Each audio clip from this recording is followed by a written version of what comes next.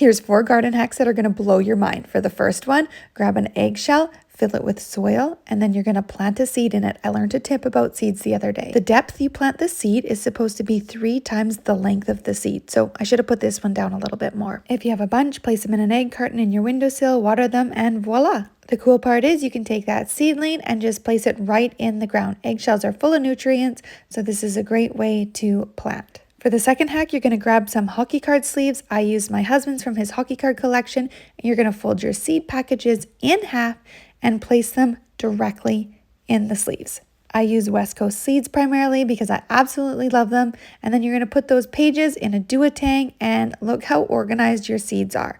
I have one at the very end that is just one open pocket, and that's where I put my peas. This is such a great way to store seeds so they're not all over the place. Now for the third hack, you're going to grab a milk jug and draw the lines as I'm showing here. I got a little wonky on this next part, but you'll get the idea. Once your lines are drawn, you're going to grab some scissors, cut it out, and don't forget to remove that label. I just used hot soapy water and a scrubby. Go ahead and trim up those edges, and now you've got the perfect little shovel made out of a milk jug. It is a lightweight shovel, but it is perfect for scooping out soil when you're planting. Let me know in the comments if you'd give any of these ones a try so far. Okay, number 4, grab a mini muffin tin, press it into the soil, and now you have markings on where to evenly plant your seedlings. You could also use a large muffin tin if you wanted them further apart. It's a bit hard to tell in the video, but I could tell clearly in person where to plant them.